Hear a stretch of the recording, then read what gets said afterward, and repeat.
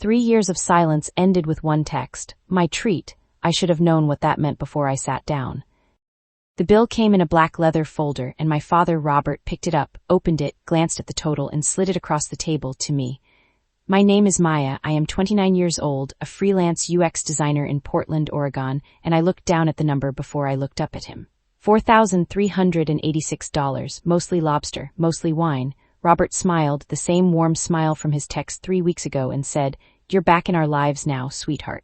This is how we celebrate that." My older sister, Kayla, didn't say anything. My younger brother, Eric, didn't either. They both looked at me the way you look at someone you're waiting on. I looked at the bill again, then I looked at my father. I reached into my bag, not for my wallet, for my phone. I stopped going to family dinners 3 years ago. Not all at once, it was more like I just stopped responding to the group chat, and after a while nobody followed up. I didn't make an announcement. There wasn't one specific dinner that did it, it was more that I noticed a pattern. Someone would order something expensive, and somehow by the end of the night, I'd be the one putting in extra cash, or covering a tip that was forgotten, or splitting a bill 4 ways that should have been split 5. Small amounts mostly, 20 here, 40 there. It added up over years without anyone ever asking me directly for money. Nobody noticed I'd stopped showing up as far as I could tell. No one called to check in. 3 years went by, then 3 weeks ago my phone buzzed with a text from Robert. "It's been too long, let's all get together, my treat." I read that text probably 10 times. My treat, 3 years of nothing, and then that warm, simple, like he'd just thought of it that morning. I said yes before I could think too hard about it. I wanted it to be real. I drove 2 hours to Portland's east side, to a restaurant with a raw bar and a wine list with no prices on it, and I told myself this was just dinner. What I didn't think about, what I wouldn't connect until much later, was the timing.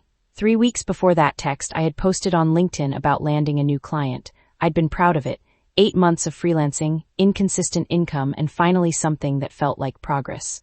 I posted about it the way you post about small wins, happy, a little relieved. Robert had liked the post within an hour. I hadn't thought anything of it at the time. At the restaurant, Kayla ordered the lobster tower without opening the menu twice. Eric ordered 1 lobster, then, 20 minutes later, before finishing the first, ordered a second. Robert ordered 2 bottles of wine to celebrate and refilled everyone's glasses generously, including mine, though I'd barely touched my first.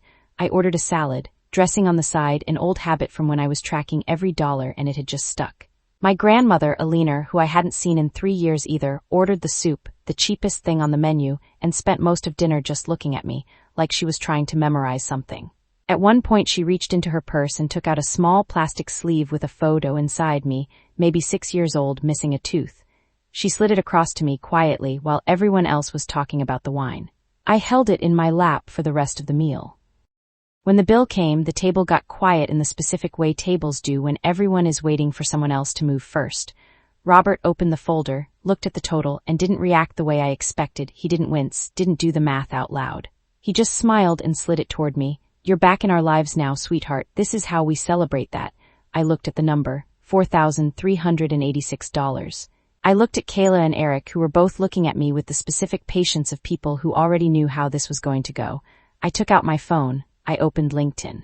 I found the post from 3 weeks ago, the one about the new client. I turned my phone around so Robert could see it. I said, "Dad, is this what this dinner is about?" The table went very still. "If you need to hear what happened next, stay with me." Robert looked at the screen. I watched him read the post, really read it, for the first time instead of just liking it from his phone 3 weeks ago. The post said I'd landed a new client. It included a small description of the project, a logo and brand refresh for a local bakery. The fee, which I'd mentioned because I was proud of it, was $400. Robert's expression changed slowly, like a math problem rearranging itself in front of him. He said, "I thought," and then stopped. I said, "You thought what?" He didn't answer. I said, "This dinner was planned 3 weeks after this post." The same week, actually. Kayla looked at her plate, the lobster tower, mostly finished, like it had changed in front of her. Eric set down his fork. Nobody had ordered like this, was a $400 logo kind of celebration. Everyone at that table had ordered like someone else was definitely paying, and definitely had money to do it. Kayla was the first to say something. She said quietly, "I didn't know that's what it was." I said, "I know, that's kind of the point." Eric didn't say anything at all. He just looked at his second lobster, the one he hadn't finished, like he was seeing it differently now. I wasn't angry at them, exactly. I think what I felt was closer to recognition, watching two people realize in real time that they'd ordered an entire evening's worth of food on the assumption that someone else's good news meant someone else's money, and that the assumption had just collapsed in front of them. Robert was still holding the bill folder. He hadn't said anything since I thought. He looked at Kayla. He looked at Eric. Neither of them looked back at him. For the first time all night, nobody at that table was looking at me, waiting for anything. That's when our server returned with the restaurant's manager, a woman in a dark blazer who said pleasantly, "Mr. Carter, when you made the reservation, the card ending in 3184 was authorized as the form of payment if no other arrangement was made tonight. Would you like us to use that card, or will someone be paying separately?" Robert went very still. I understood, watching his face, what he'd actually planned. He'd put his work card down as the backup when he booked, assuming the bill would land on me before it ever came to that. He'd never expected to need it. He said, and stopped. The manager waited, pleasant, patient. Robert looked at the folder. He looked at me. Nobody offered to pay separately. He said, "Yes.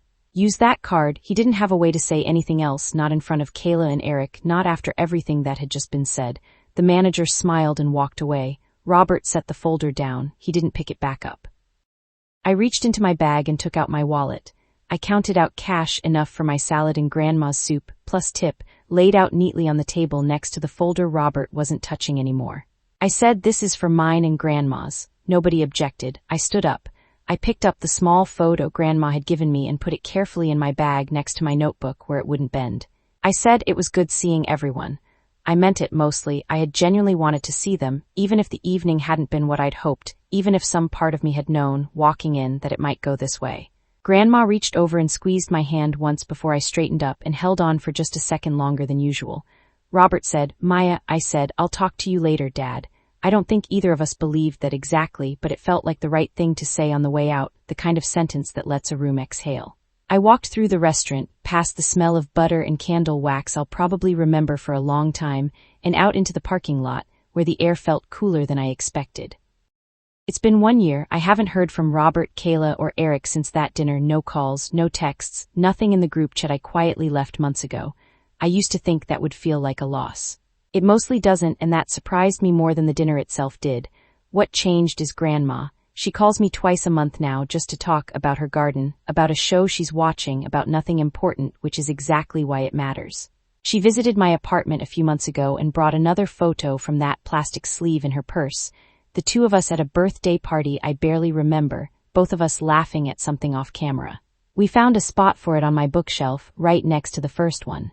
I think about that dinner sometimes, the bill, the silence, the manager asking about the card on file, the way the whole table seemed to exhale at once when Robert said, "Use that card."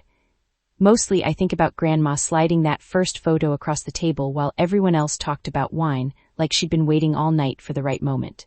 If this story stayed with you, like this video, subscribe so you never miss one, and tell me in the comments, has your family ever reconnected right after good news and you realized why? My dad texted my treat. His own card paid the bill, I paid for the soup, and I got the better deal.